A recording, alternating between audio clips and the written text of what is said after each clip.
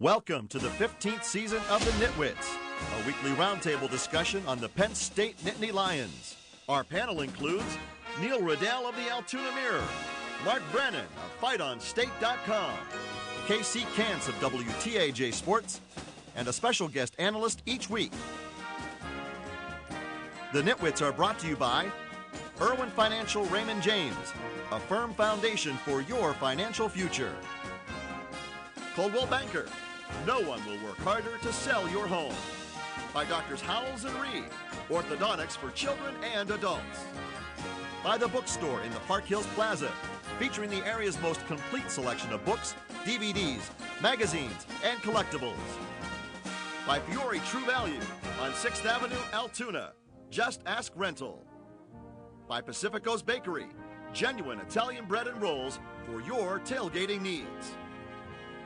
By the Altoona Professional Hearing Aid Center, your hearing aid healthcare professional. By Monarch Cleaners, for all your cleaning needs. Your rehab choice, Health South Altoona. Ask for us by name. By J&P Auto, home of the $1,000 push, pull, or tow. By Courtesy Motors of Altoona, where courtesy means a great deal. By the Allegro, where fine cuisine is a way of life. By McMullen Furniture, the friendly store with quality furniture at a reasonable price. By Scotch Valley Country Club, the area's premier golf destination. By EasyToUse.com, your Yellow Pages connection in print and online. By FightOnState.com, as close as you get to Penn State football without putting on a helmet. And by the Altoona Mirror, featuring Penn State game day every Friday. You can also see the NitWits on AltoonaMirror.com. Welcome inside another edition of the NitWits. Casey Kantz along with the usual panel of Mark Brennan and Neil Riddell. And we're so privileged to welcome this week from the Penn State Sports Network, Roger Corey. Welcome, Roger. Casey, it's a pleasure. How are you? Good, great, definitely. Roger's the guy that makes the Penn State radio network go, and we thought during the open date we appreciate your availability and look forward to your observations. I appreciate the invite. I truly do, and knowing Mark and you as long as I have, this should be a fun show. Yeah, all of us have kind of traveled together for years, Roger. I'm wondering what your take is kind of on the first half of the first season of the Bill O'Brien era. You've been to all the games, you've been up there in the booth. What's it been like for you? First two games of the season, bumps in the road. I think things have smoothed out considerably, Mark. I'm looking for a tremendous second half. Coach O'Brien says they're into murderer's row. That may very well be true, but I think you have a team like Iowa and the other folks on the schedule. I think they're coming into murderer's row as well.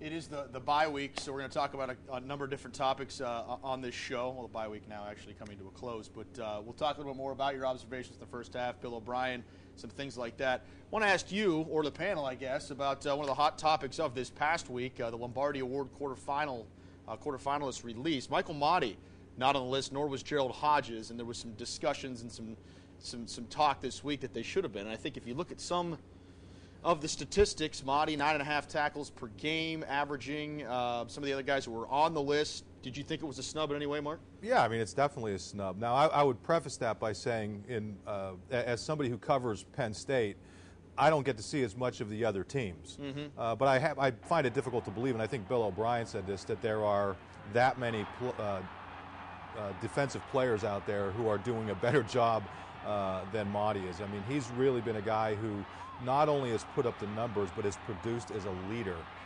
We saw it in the Illinois game. He talked the talk, he walked the walk, and I don't know who comes up with these lists, but it's to me it's kind of a travesty that he's not on it. I guess if he would have scored against Illinois, then he would have made the list. Is that where broken down to? But you know, the one thing I wonder, first of all, I think it'll serve as motivation, further motivation for these guys that have felt. I think it was Morris made the statement last week that they feel they don't really have any friends in the Big Ten Conference. And I think you're going to see that with postseason honors and things like this, that, Penn State is not necessarily going to be treated with an open mind or fairly by the rest of the outside world. Should mention 4 other Big Ten players were on that Lombardi list. It's, of course, awarded to the nation's top linebacker or defensive lineman. One point real quick, yeah, Casey, go ahead, I know yeah. you want to go on, but Yep. if, in fact, people are not putting any Penn State players on these lists for all the stuff that went down with the Sandusky situation and everything else, that's even more of a travesty. I mean, these guys did absolutely nothing. So listen, I get that people can say the punishment should have been worse, it should have been less, it should have been whatever. You could have your opinions about that. You could have your opinions about the people who were involved at different levels, but don't take it out on these players. That's unfair. That's a great point. The defense not really surprised this year. I think we'd have to say Matt McGloin in this offense with everything they endured with some of the new look receivers and tight ends and those kind of things. I think we'd have to say they have been such a bright spot. Roger, your thoughts on the Allen Robinsons, and the Kyle Carters, and even the Zach Zwinacks just really taking over this offense? Isn't that great? And getting the tight end back into Yes. the pass action. I'll tell you what a pleasure to see Robinson. He's fast. He can jump. The kid can jump. Big play capabilities. Big plays. And where'd he come from? Yeah, exactly. I didn't see him coming. Not quite with this much enthusiasm or this big of a splash during the first half of the season. Look for a lot more. This kid's got more potential than we've seen so far. And I think that's the thing. We didn't know what to really expect from a lot of these guys, Carter and Robinson. And McGloin's finding that comfort level with these guys every week, it seems like. You know, I think that's been the whole story of the first half of the season. We expected the defense to be pretty good, especially the front seven. But the development of the offense, the poise of McGloin, I think have clearly been the story of the first half. And I think the bye week comes at a perfect time because I agree with Bill O'Brien. I mean, I think the toughest part of the schedule awaits starting this week coming with Iowa, because if you look at it, the Northwestern win was a good win, but Penn State has pretty well dominated that series. So that's been the best win so far, but there's going to be some more tough games. Yeah, to get back to Roger's point about Allen Robinson, where did he come from? He was on the team last year. Yeah. And, this is a guy who was not given an opportunity last year. Kyle Carter redshirted last year when their tight ends were just, they didn't play well at all. Now, should he have redshirted? Should he not have redshirted? Ultimately, it's better for the program that he didn't. But I think it says something about the staff that they were able to come in and identify people in the program who were able to come, basically, this guy came from nowhere. No, they were in the program last year. These guys were here and do with them what they've done. McGloin is unbelievable. If somebody were to tell you last year that midway through this season, Matt McGloin would be the leading passer in the Big Ten, would you ever have believed that? And I think it speaks to what Bill O'Brien and his staff have done. Definitely does. McGloin getting that comfort level as well now. But I agree with that, and I know the whole tendency, and myself included, is to compare things. So all our reference point has been Joe Paterno and the former staff. But I do think this speaks to the number of players that were still in the program, that even though they weren't recruiting at a super high level, they still had some good players for Bill O'Brien to come in, guys that we had not necessarily heard of. And I think maybe because Penn State's still the big school in the East, that'll work in O'Brien's favor with this staff once they begin to aggressively recruit and some of these sanctions are eventually lifted. All right, guys, we're due for a break. When we do come back, some of the guys we just mentioned will more than likely find themselves a part of our next segment as well as we take a look at some of the first half MVPs. That's coming up. Stay with us.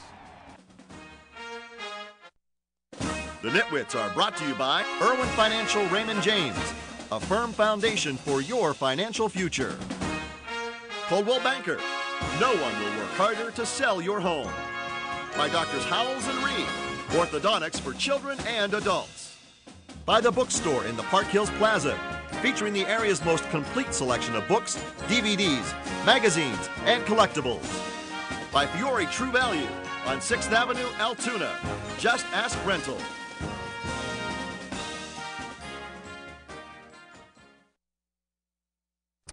Hi, I'm Penn State strength coach Craig Fitzgerald, and you're watching the NitWits. Have you started Fitzy's program yet? He's growing a goatee, I heard, huh? Yeah. It's going to look like Hanrahan. Have you started his workout program yet, though? Oh, yeah, I need to. I saw you limping in here.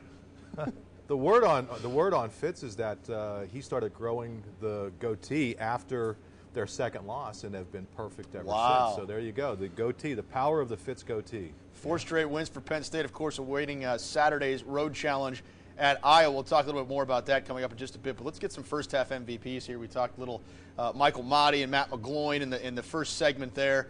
I think offensively and defensively speaking, those are definitely got to be top of the list. Some other guys come to mind too. We'll start offensively.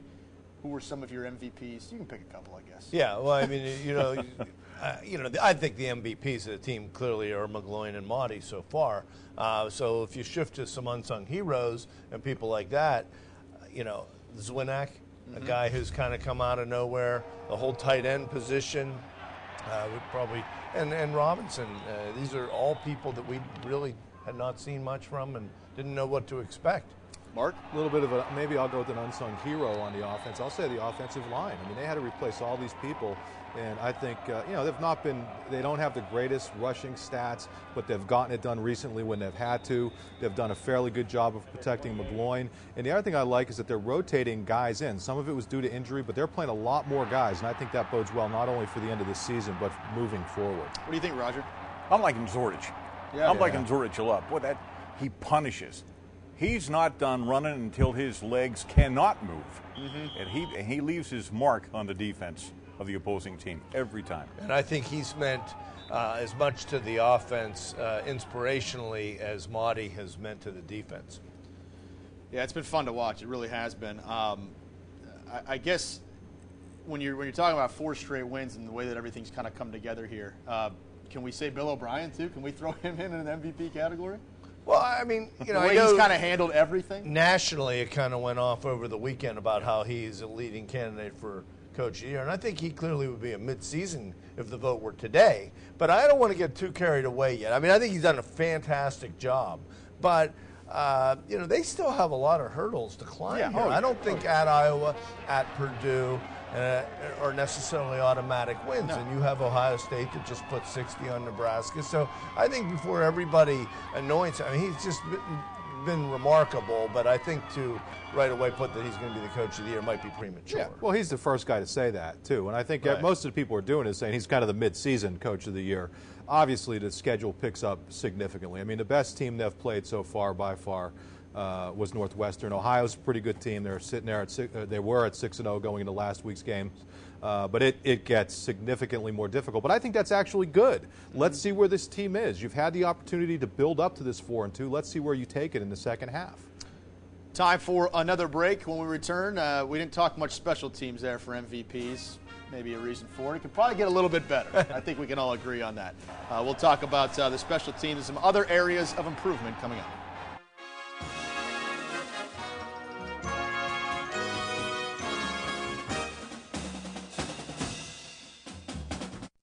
The NitWits are brought to you by Pacifico's Bakery, genuine Italian bread and rolls for your tailgating needs. By the Altoona Professional Hearing Aid Center, your hearing aid healthcare professional.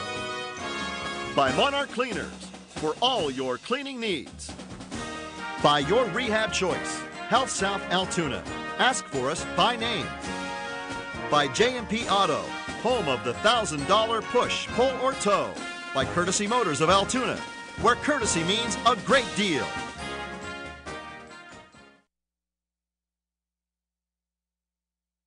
Now back to NitWits. A roundtable look at Nittany Lion football. There's some differences, but you're trying to get the same type of things done. A lot of self-scout, self-analysis of your own schemes. You're going to practice lighter practices, but you're trying to get up tempo and go against each other a lot so you get good speed work. Again, in college, the major difference is you're going to give them more time to study. This is a good time to give these guys a chance to get out of practice early. We don't have as long of meetings and get caught up on their studies, which obviously in the pros you're not doing that. That's Coach O'Brien talking about the differences from an NFL bye week to a collegiate bye week. Pretty good stuff there, I think. You don't necessarily always think about the studying, but that is a huge component of NCAA football. Sure is. I like Coach O'Brien an awful lot. His experience in the NFL is translating very well to the collegiate level at Penn State. Just how he treats his kids, his players. They're not kids, let's be honest. They're smart. They want to hit the books. They want to play so hard for Bill O'Brien. I have not seen this many leaders on one team in many, many, many years. Good point. A lot of leaders. Roger, you have a unique role. You produce the radio show. You're with the radio network, so you ride on the team plane. You've been around for a long time. What are some of the things that you're seeing behind the scenes that have jumped out at you? How amenable Coach O'Brien is to meeting people. We do a Thursday show at a restaurant in State College. It's, on the radio network, and Coach O'Brien will come in, sit down, take questions face to face. After the show, the line is so long for autographs, pictures. He sits, he stands, he waits until everybody gets what they want. Even a side conversation, he's fine with it. The only problem Coach O'Brien has are the lights. We put up lights now, so can you do something about that? Well, okay. You just guaranteed that line, is going to be twice as long at his next I'm sorry, show. Coach, but it's just who he is. He wants to reach out. I don't think it's a matter of him getting on Penn State's playbook. I think it's a matter of getting the Penn State fans on his playbook, and he's done it so easily with a great deal of aplomb, a great deal of grace. I'm just so excited to be able to work with Coach O'Brien. He's tops. He's come across as being very genuine from the very beginning. I mean, that's the thing that I think has been the most important for him in terms of connecting to former players, fans, everything. And that's whether it's a positive where he's being very, and positive is not the right word, but if it's in a kind of a happy way, or if he's kind of ticked off. I mean, we saw him in the Northwestern game barking at the officials, barking at Pat Fitzgerald, even though he said he was yelling at himself. But I think you're seeing the genuine article out there, and I think that's that's why he's kind of endeared himself to all the fans and everything. And at the end of the day, Coach O'Brien says, it's football. What's important to me are my wife and my family, my sons. This is football. Let's go and do what we need to do our jobs correctly, and everyone's going to go home happy. And I'm assuming when you reference the team wants to play for him and vice versa, you notice that on the road trips when he interacts with the players off the field as much as he does on the field. Yeah. When a player has a great play, and I've heard Lauren Crispell, our sideline guy, I can listen to him when he's not on the air. To hear Coach and the assistant coaches get after some of the players, just stop this. Third down, get them out of here. We're done with it. Get them off the field. McGloin's ready to go, or vice versa. It's just to hear the enthusiasm and the players speaking back to Coach O'Brien saying, he's right, let's go. Tell us the real words that he uses. Tell us, don't. That's it. Those are the words I've heard. He seems to congratulate a lot of the kids when they come off and make a good play, too. So it looks like there's a lot of good interpersonal relationships between head coach, assistant player to head coach. I think he was using more colorful language toward the officials than Pat Fitzgerald. That may just be me, officials. and I think he does on occasion, but I have no problem with that, honestly. I mean, that's part of anybody who's been around college athletics. That's part of kind of the whole thing. Time for our – did you want one more? No, I just wanted to say that it was Zordich, I think it was coming off the field, and O'Brien grabbed him and brought him in and said, you are playing a great game. Yeah. Gosh darn it. Gosh darn it, yeah. Time for our final break of the show. When we come back, we'll give you some final thoughts and give you our picks for Iowa. That's next. The NitWits are brought to you by The Allegro, where fine cuisine is a way of life. By McMullen Furniture, the friendly store with quality furniture at a reasonable price. By Scotch Valley Country Club, the area's premier golf destination.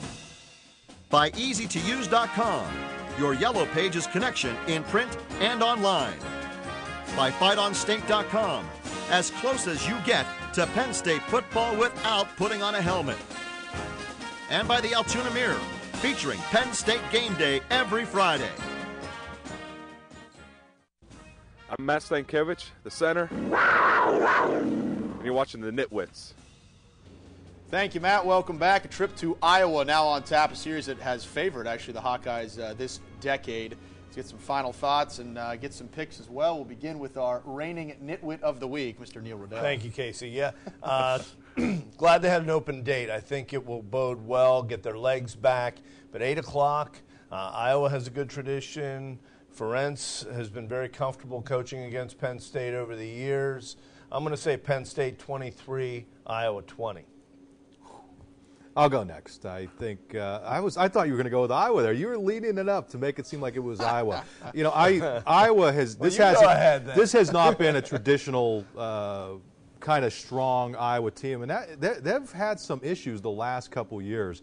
I think this is a game where Matt McGloin comes out and again plays really well. I think the defense is going to do a relatively good job. I will go Penn State 28, Iowa 24.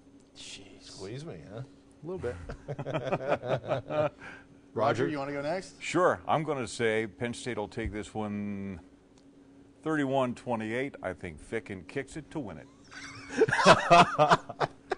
So another gray hair you see sprouting there. Where's Irwin when you need him? I think I pretty much echo what everybody's saying. I think you're going to see a couple good defenses. I think Penn State defense has been obviously it's been fantastic through 6 weeks. The bye week also will help this team ultimately. I think the road will be a challenge, but I do think Penn State comes out. I think we're all picking close too. I'm going to pick Penn State 28, and I'll pick Iowa 28-21. Penn State 28-21. That's good. You landed right there, Brennan. Nice. That's how Roger and I are playing for a half a ball. Nice. I love it. We're doing. I'm trying. Every week the wheels are turning. Yeah, the comedy aspect is that we're trying to figure out the different point spreads that who could possibly get the nitwit of the week next week. This is the game within a game. Yeah, I'm still thinking, making sure my pick was all right. We appreciate it, Roger. Thanks for stopping by. Hope we can do it again. A pleasure. I'd love to. All right, Thanks, definitely. Thanks for joining us. We'll see you after the Iowa game. Have a good night.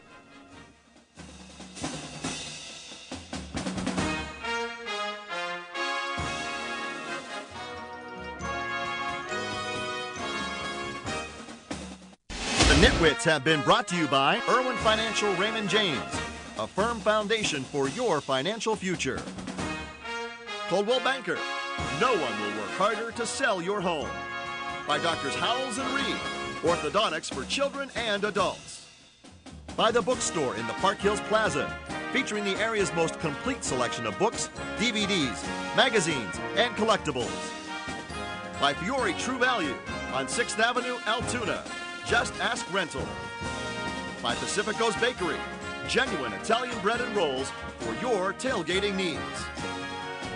By the Altoona Professional Hearing Aid Center, your hearing aid healthcare professional. By Monarch Cleaners, for all your cleaning needs. By your rehab choice, Health South Altoona. Ask for us by name. By J&P Auto, home of the $1,000 push, pull, or tow. By Courtesy Motors of Altoona, where courtesy means a great deal. By the Allegro, where fine cuisine is a way of life. By McMullen Furniture, the friendly store with quality furniture at a reasonable price. By Scotch Valley Country Club, the area's premier golf destination. By EasyToUse.com, your Yellow Pages connection in print and online. By FightOnState.com, as close as you get to Penn State football without putting on a helmet. And by the Altoona Mirror, featuring Penn State game day every Friday. You can also see the Nitwits on AltoonaMirror.com. Thanks for watching, and we'll see you next week.